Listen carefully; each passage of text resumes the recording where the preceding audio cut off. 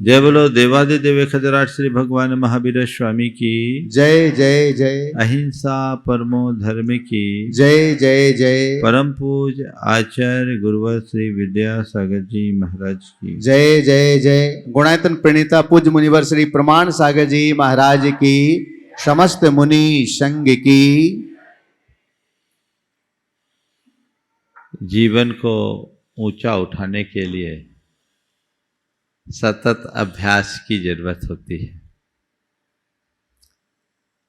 अनेक जन्मों की साधना जब फलीभूत होती है तब कहीं जाकर हम अपने जीवन को पूर्णता प्रदान कर पाते हैं।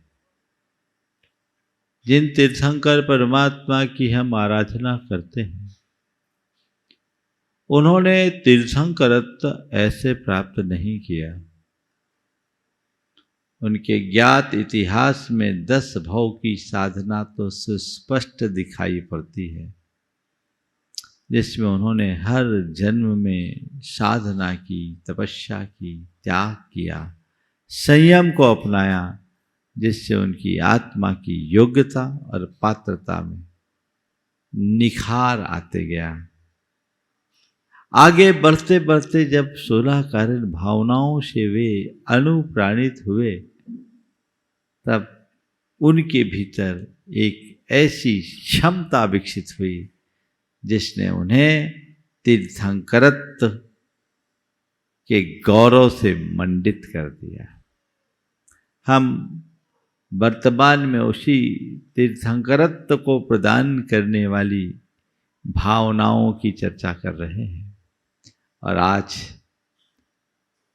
दर्शन विशुद्धि, विनय संपन्नता, निरतिचारशील व्रत के पालन के बाद अभीक्ष्ण ज्ञानोपयोग तक की चर्चा की।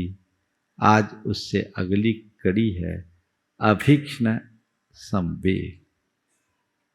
अभीक्ष्ण संवेग, निरंतर संवेग होना। संवेग मतलब डरना। प्रायः डरना अच्छा नहीं माना जाता। डर को एक नकारात्मक संवेग के रूप में देखा जाता है और एक कहा जाता है कि डरो मत, डरना एक दुर्बलता है, जो डरता है वो बिना मरे मर जाता है।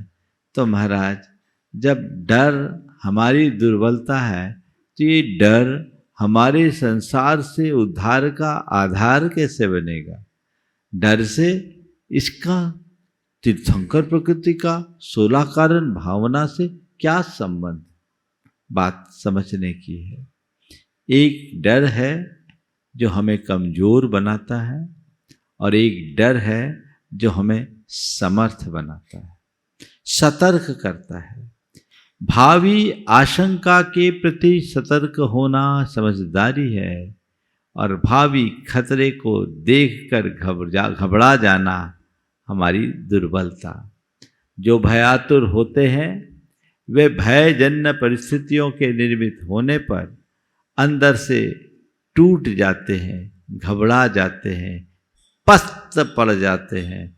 लेकिन जिनमें सही समझ होती है, जिनके अंदर ज्ञान होता है, वो बाहरी किसी परिस्थिति से रंच मात्र भी नहीं डरते, अपितु निर्भय, निर्भीक और निडर होते हैं, लेकिन अपने प्रति हर पल सतर्क रहते हैं। आज मैं 4 बातें कहूँगा। कहा जाता है संवेग क्या है? संसारात भीरुता संवेग है। संसारात सतत भीति संवेग है। संसार से डरने का नाम संवेग है। 4 बातें आज आप सबसे करूँगा। संसार से डर, संसारी से डर, सांसारिकता से डर। संसार से डर, संसारी से डर, सांसारिकता से डर और संसार का डर। क्या हो गया? डर है ना? संसार का डर, संसारी से डर, संसार से डर और सांसारिकता से डर। 4 डर है। तुम लोगों को डर है कि नहीं? है। हम भी कहते हैं डरो, लेकिन जहां तुम्हें निर्भय होना चाहिए वहां तुम डरते हो, और जहां तुम्हें डरना चाहिए वहां निश्चिंत रहते हो। 4 डर में संसार का डर और संसारी से डर तुम लोगों के भीतर है कि नहीं? बोलो, तुम लोगों को संसार का डर है कि नहीं? संसार का डर का मतलब, अरे भैया कहीं कोई गड़बड़ ना हो जाए, कहीं कोई अनिष्ट ना हो जाए, कहीं कोई नुकसान ना हो जाए, कोई खो ना जाए, किसी का वियोग ना हो जाए, कोई विपत्ति ना आ जाए, कोई कष्ट ना आ जाए, कोई बीमारी ना आ जाए।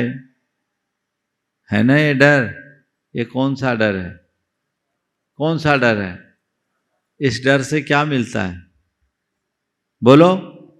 तुम्हें विपत्ति का डर, वियोग का डर, बीमारी का डर, विसंगति का डर, ये जो डर है ये संसार का डर है, हर प्राणी के अंदर है।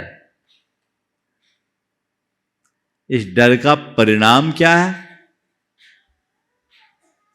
इस डर का परिणाम क्या है? हाँ? इस डर का परिणाम घबराहट, चिंता, व्याकुलता, उद्वेग, यही है ना।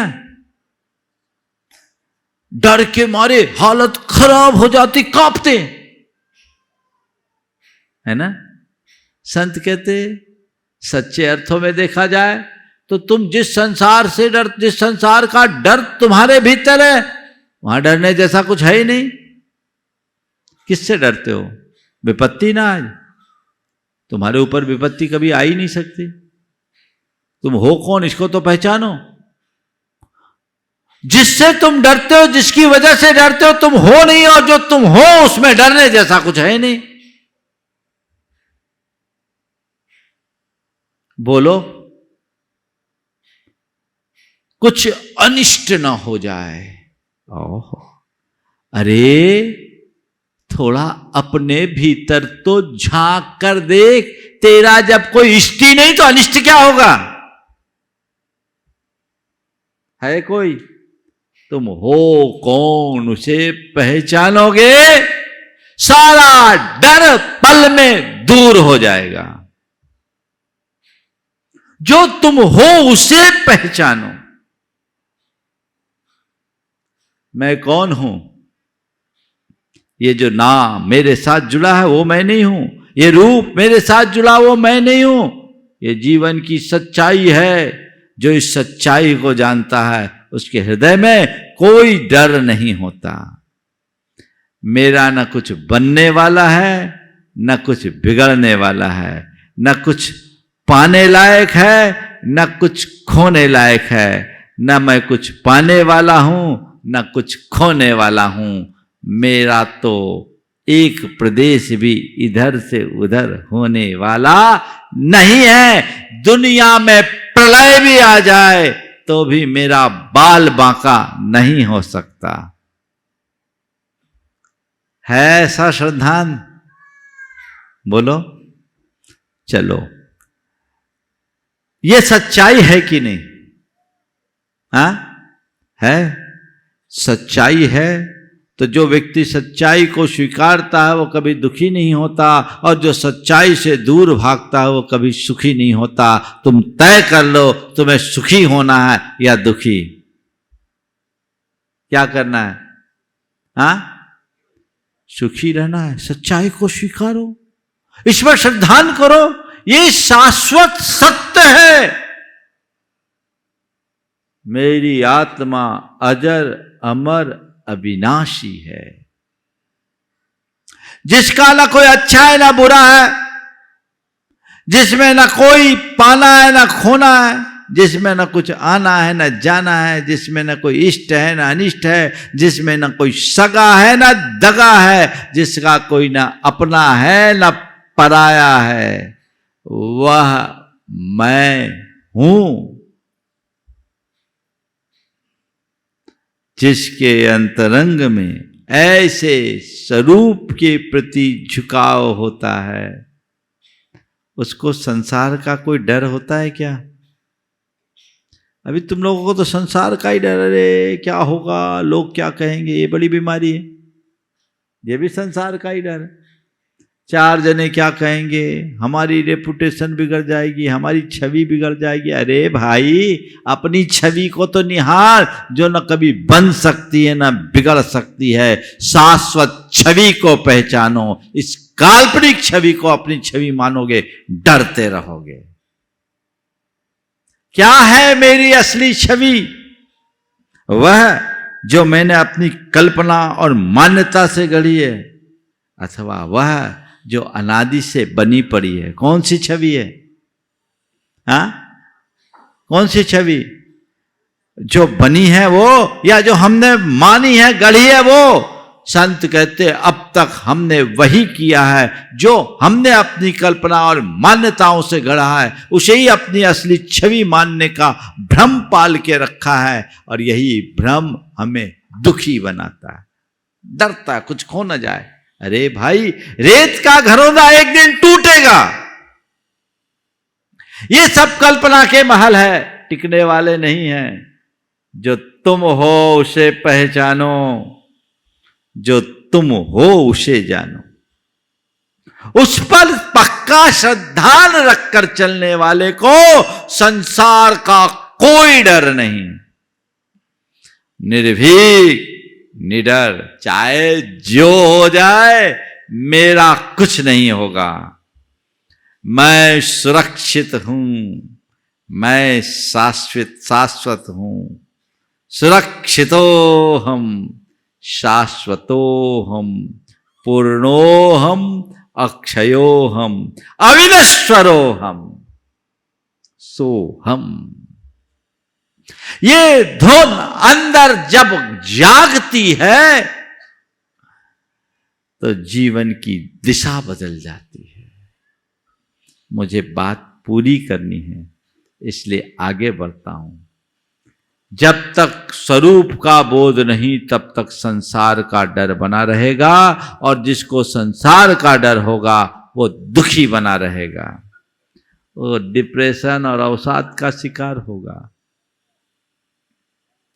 चिंता, बेचैनी और घबराहट से ग्रसित होगा। बचने का रास्ता, अपने आप को पहचानो। अज्ञान में दुख है, ज्ञान में सुख है, इसे जीवन का मंत्र बनाओ। एक बात सदैव ध्यान में रखना, मेरे भीतर की समस्याओं का समाधान कोई दूसरा नहीं कर सकता। मेरे भीतर की समस्याएं मेरे कारण है, तो उसका निवारण भी मुझे ही करना है। इनमें ज्यादातर जो समस्याएं हैं वो मेरी मन की कल्पनाओं के कारण है। जिस दिन मैं अपने मन को सत्य से जोड़ लूं, उसी दिन सब खत्म। मान लो कोई आदमी रात में सो रहा हो, नींद में देखता है कि उसके घर में आग लग गई। आग की लपटें आकाश को छूने लगी है, और लपटें बढ़ते बढ़ते बढ़ते बढ़ते उसके कक्ष को भी अपने आगोश में ले ली है। उसके पर्दे जलने लगे, दरवाजे जलने लगे, उसकी आंच बहुत तेज है, बिस्तर तक आ रही है, और वो घबरा उठा है।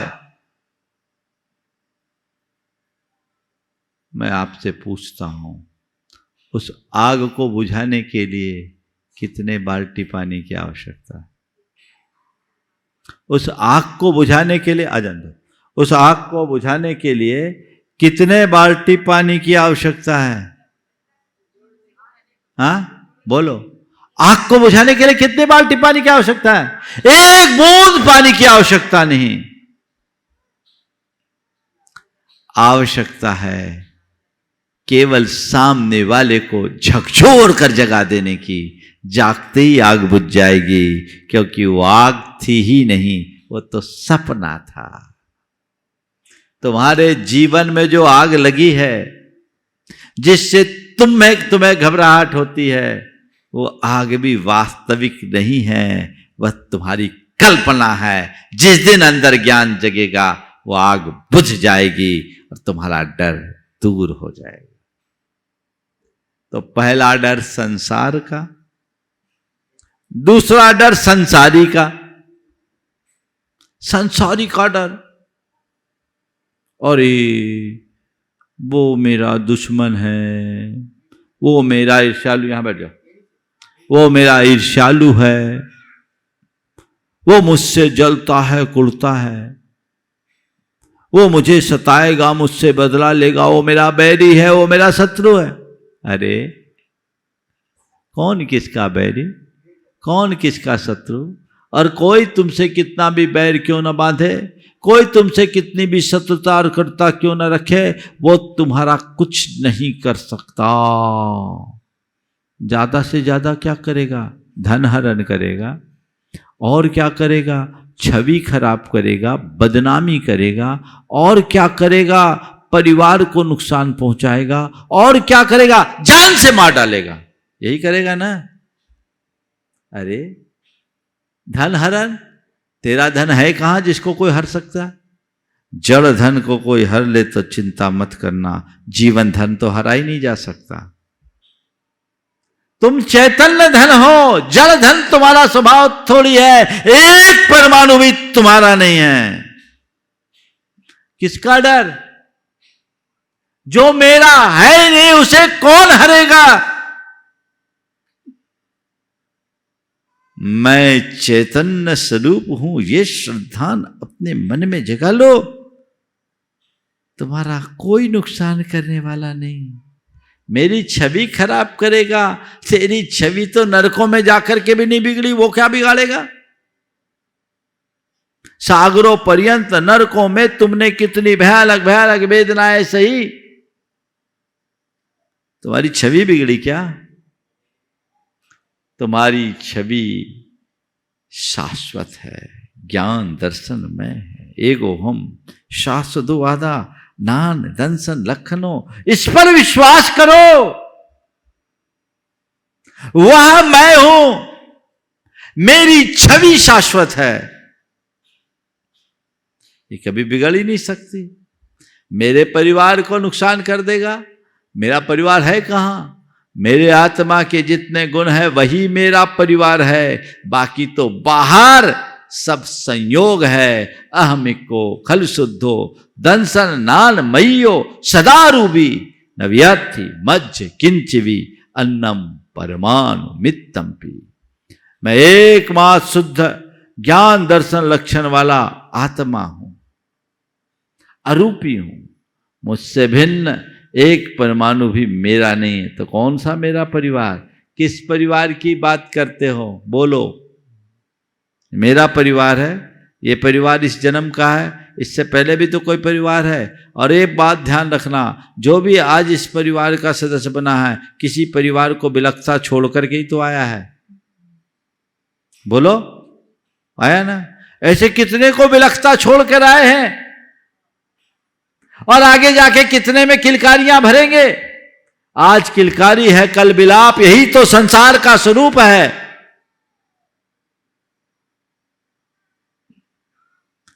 जन्म के समय किलकारियां होती है और मरण के समय बिलाप होता है। किसके किसके लिए रोओगे? अनंतों को रुला कर आए हो और अनंतों को रुलाओगे। जो रोए वो भी मेरे नहीं, जो रोएंगे वो भी मेरा नहीं, जो रो रहा है वो भी मेरा नहीं। मेरा तो बस मैं हूं, वही असली परिवार है। तो मेरा परिवार शाश्वत है, बाकी सब संयोग है। तो मेरे परिवार का क्या बिगड़ेगा? मुझे जान से मार डालेंगे। मुझे मारने वाला इस संसार में आज तक कोई पैदा ही नहीं हुआ, तो क्या मारेंगे? मारने की बात तो बहुत दूर की है, मुझे छुआ भी नहीं जा सकता, मुझे कोई छू तक नहीं सकता, क्योंकि मैं अस्पर्श हूं, मैं अरूप हूं, मैं अगंध हूं। मुझे इंद्रियों के द्वारा ग्रहण नहीं किया जा सकता, न तो मुझे शस्त्रों से छेदा जा सकता है, ना पानी से बहाया जा सकता है, ना आग से गलाया जा सकता है, ना हवा से सुखाया जा सकता है।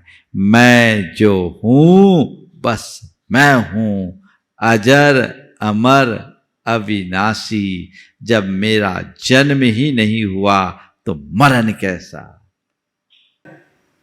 बोलो महाराज, डर को दूर दूर कैसे भगाए, लोग सवाल करते। मैं कहता हूं डर अपने आप दूर भाग जाएगा, अपने आप को तो पहचान लो। जो मैं हूं उसे जानो। जैन जगत में एक बड़े ख्यात नाम विद्वान हुए हैं पंडित टोडरमल जी, बड़े आध्यात्मिक व्यक्ति थे। कहते उन्हें भरी जवानी में हाथी से कुचलवा के मरवा दिया गया धर्मदेशियों के द्वारा। जयपुर में वो घटना घटी, बहुत ज्यादा पुरानी घटना नहीं है, लगभग 300-350 वर्ष पुरानी घटना है। पर हाथी के सामने रखा गया, ठीक है, जैसे हाथी कुचलेगा वो मैं नहीं हूं, और जो मैं हूं उसे कोई कुचल नहीं सकता। हाथी तो केवल एक निमित्त बन करके आया है। तन उत्पन्न हुआ है तो तन को एक दिन मरना है। हमने तो बचपन से जाना है, राजा राणा छत्रपति हाथिन के असवार, मरना सबको एक दिन अपनी अपनी बार। यदि मेरी इस काया का अंत हाथी के निमित्त से होना है तो होना है, इसमें मेरा अपना कोई जोर नहीं। पर मैं जानता हूं जो मैं हूं उसमें कोई परिवर्तन नहीं। जैसे लोग इस घटना को देखेंगे वैसे मैं भी इसको देखूंगा, क्योंकि मैं केवल दृष्टा हूं। यह है वास्तविक पराक्रम। कहां से आई ये शक्ति? ज्ञान में इतनी बड़ी ताकत है। शब्द ज्ञान में नहीं, सच्चे ज्ञान में, आत्मज्ञान में। कल मैंने कहा था अक्षर ज्ञान नहीं, अक्षर का ज्ञान करो। अपने भीतर के उस अविनाशी तत्व को पहचानो। जीवन का काया पलट हो जाएगा। तो संसार का डर और संसारी से डर अच्छे नहीं हैं, इनसे बचो। और डरो, किससे डरो? संसार से डरो और सांसारिकता से डरो। किससे डरो? संसार से डरो और सांसारिकता से डरो। संसार से डरो मतलब, अरे ये संसार बड़ा दुखमय है, भाग जाओ। कहां जाओगे भाग के? है कोई ठिकाना? कहां है? हमारे पास भी ठिकाना नहीं, हमारा खुद का ही ठिकाना नहीं, तुम्हारा क्या ठिकाना? संसार से भाग कर कहीं जाओगे नहीं बचोगे, क्योंकि ये संसार तुम्हारे पीछे। संसार से भाग करके जाओगे तुम नहीं बचोगे। संत कहते हैं भागना नहीं है, जागना है। क्या करना है? जागना है। संसार से डरना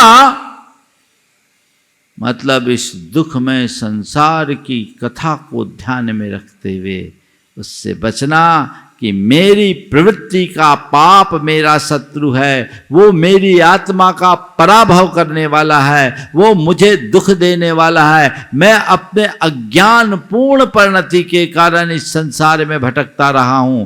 बाहर का संसार असली संसार नहीं है, असली संसार तो मेरे भीतर का है, जो मैंने अपने मोह और ममत्व से बनाया है, गढ़ा है। उस संसार से डरो। भीतर के संसार से डरो। बाहर के संसार से डरोगे कुछ नहीं होगा। भीतर का संसार क्या है? जो संसार में भटकाए, जिसकी वजह से संसार में भटके, वही भीतरी संसार है। वह है हमारे अंदर का राग, द्वेष, मोह, काम, क्रोध, लोभ। ये जो दोष हैं, दुर्बलताएं हैं, विकार है, यही हमारे भीतरी और असली संसार है। इनसे डरो, पापों से डरो, दोषों से डरो, बुराइयों से डरो, और इनसे डरोगे तो बचोगे।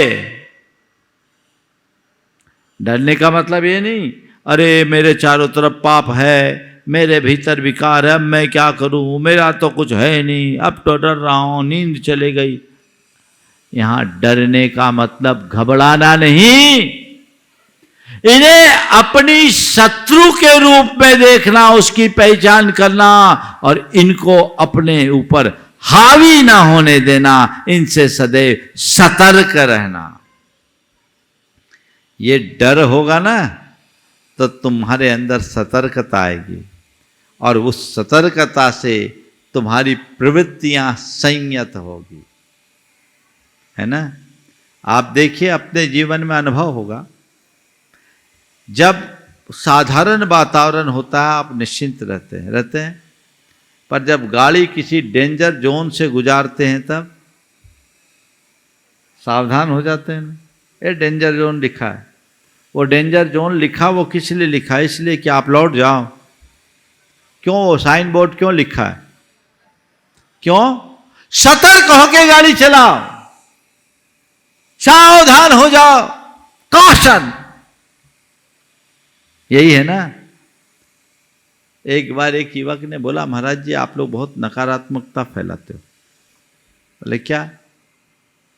बोले आप लोग अपने प्रवचनों में संसार असार है, दुखमय है, संसार से डरो, इसमें कोई सार नहीं, क्या पता जीवन नश्वर है, कब मर जाओ कोई पता नहीं, ऐसी बातें बोल बोल कर इतनी निगेटिविटी भर देते हैं कि जीवन का रस ही खत्म हो जाता है। मैंने कहा भैया तुम्हारी समझ की चूक है, हम तो कभी नहीं कहते कि तुम जीवन का रस न लो, हम तो तुम्हें हमेशा ये समझाते हैं कि जीवन का असली रस लो। और यदि तुम्हें यह कहा जाता है कि जीवन नश्वर है तो ऐसा इसलिए नहीं कहा जाता कि तुम अपने जीवन को त्याग दो। जीवन को त्यागने के लिए नश्वरता का पाठ नहीं पढ़ाया जाता, जीवन में जागने के लिए नश्वरता का पाठ पढ़ाया जाता है। मैं आपसे पूछ रहा हूं, परीक्षा देते समय 3 घंटे का समय रहता है, प्राय स्टूडेंट्स अपने हाथ में घड़ी भी रखते हैं, इसके बावजूद बीच बीच में घंटियां बजाई जाती हैं। क्यों बजाते हैं? हाँ क्यों बजाते हैं? अरे तुम्हारा टाइम हो रहा, छोड़ के भागो। भैया अलर्ट हो जाओ, समय जा रहा है, इसलिए जो कंपलसरी है उसको पहले कर लो। यही है ना। आपको सावधान करने के लिए, आपको सतर्क करने के लिए घंटी बजाई जाती है, या आपको डराने के लिए घंटी बजाई जाती है? हाँ, तो घंटी बजाने वाले के प्रति आप कृतज्ञता का भाव रखते कि कोसते क्यों घंटी बजाई? हाँ, तो घंटी केवल इसलिए बजाई जाती कि भैया समय कम है, काम ज्यादा, इसलिए जो जरूरी है उसको पूरा कर लो। तो संत भी जीवन की नश्वरता का जब पाठ पढ़ाते हैं तो तुम्हारे लिए घंटी बजाते हैं, बेटा समय कम है, जो करने योग्य है वो कर लो। जीवन से हताश होने के लिए नहीं, जीवन के प्रति और अधिक गंभीर होने के लिए तुम्हें यह पाठ पढ़ाया जाता है। जीवन क्षणभंगुर है, इसलिए इस क्षणभंगुर जीवन का क्षण बीते उससे पहले तुम कुछ अर्जित कर लो। सो मत, आगे बढ़ो, उठो, जागो, निद्रा त्यागो। उत्तिष्ठ मां प्रमादय। उठो, जागृत मां प्रमादय, जागृत हो जाओ, क्षण भर का प्रमाद मत करो, आगे बढ़ो। ये प्रेरणा है। ये प्रेरणा कब जगेगी? जब संसार की नश्वरता होगी, नश्वरता का बोध होगा। और अपने दोष दुर्बलताओं से जागरूक कब होगे?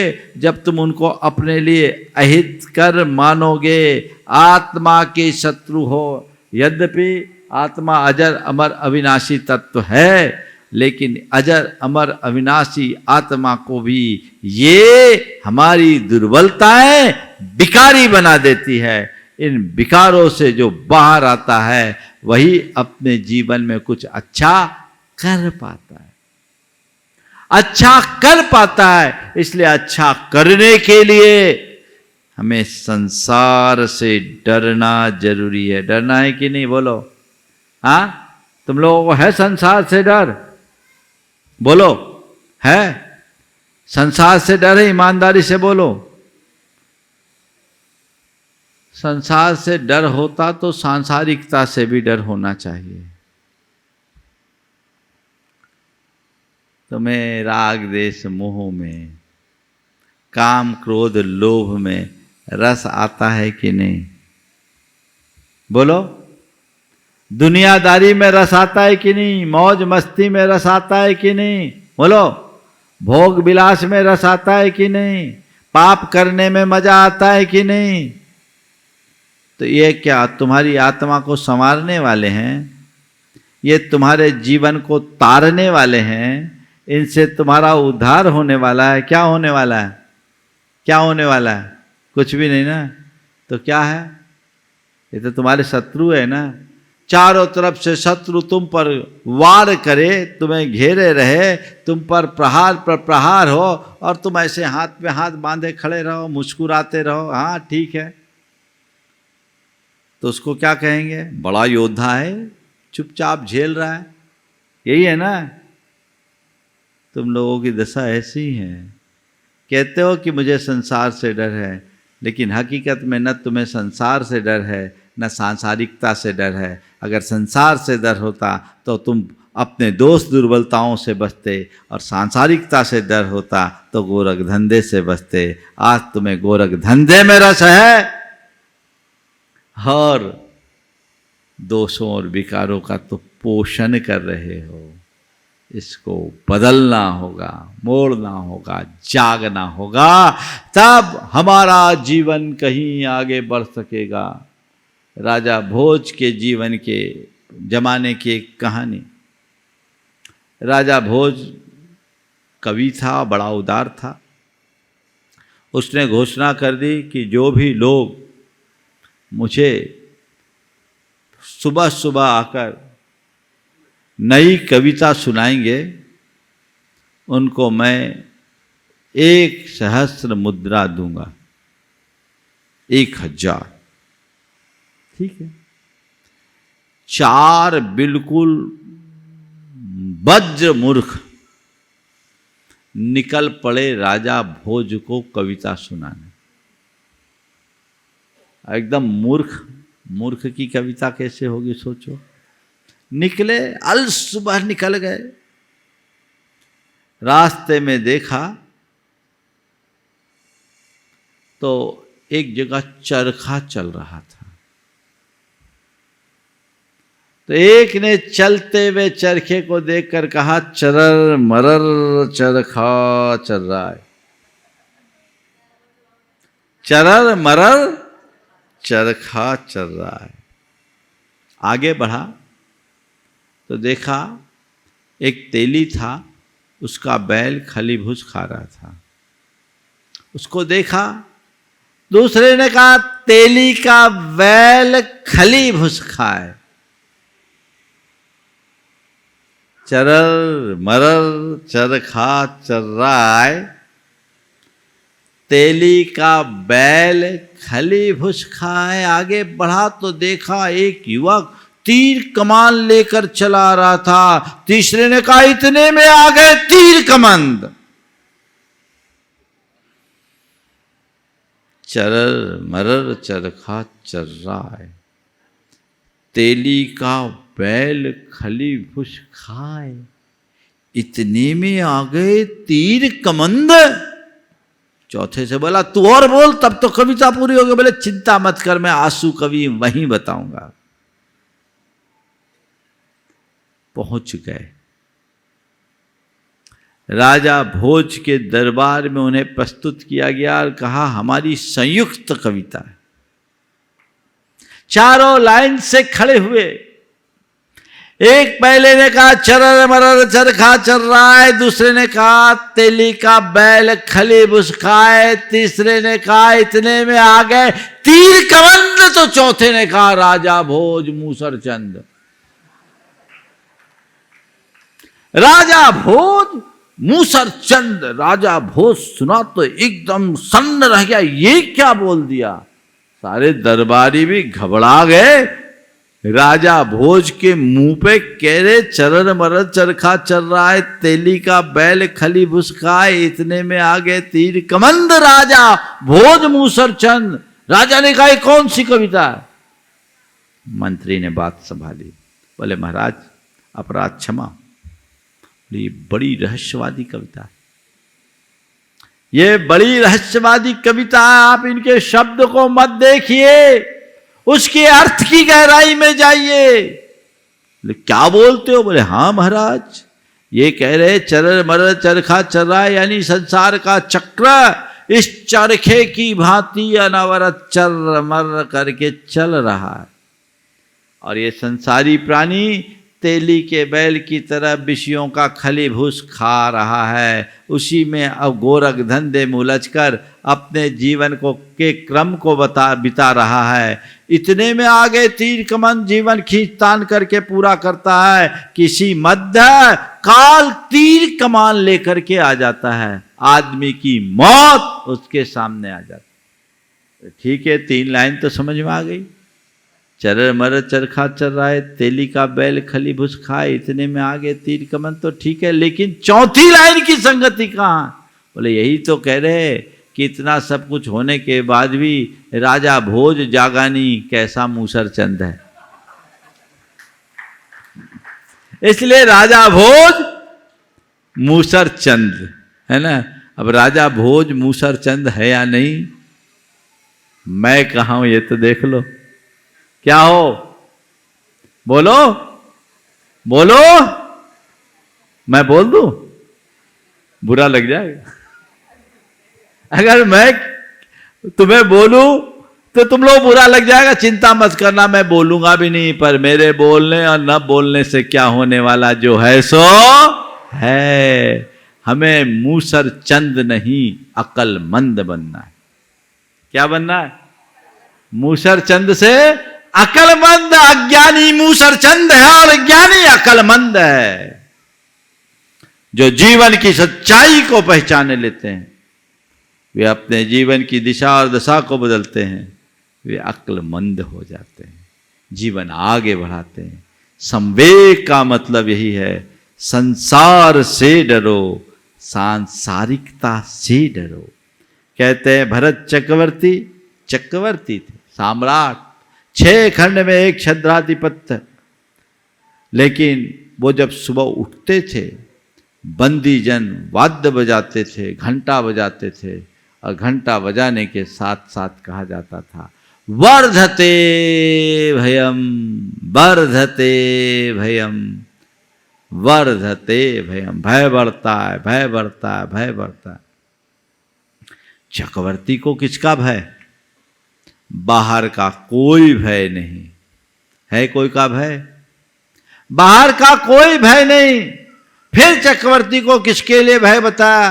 बाहर का भय नहीं, पाप का भय है, मृत्यु का भय है। वो मृत्यु कभी भी आके धमक सकती है, इसलिए उसके आने के पहले सावधान हो जाओ। यही संवेग है।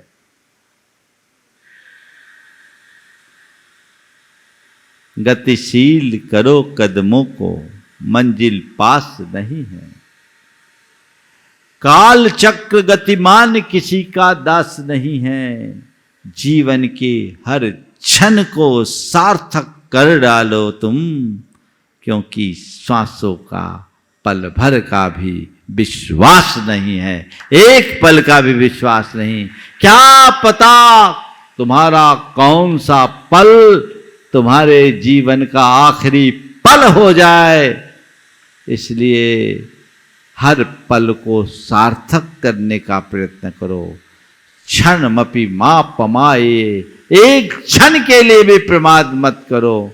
जीवन को आगे बढ़ाओ, जीवन को ऊंचा उठाओ, जीवन का उत्कर्ष करो। यही संवेग भाव का सार है। तो संसार से डरो, सांसारिकता से डरो और जीवन का उत्कर्ष करो। समय आप सबका हो गया, यहीं पर विराम। बोलिए परम पूज्य आचार्य गुरुवर श्री विद्यासागर जी महाराज।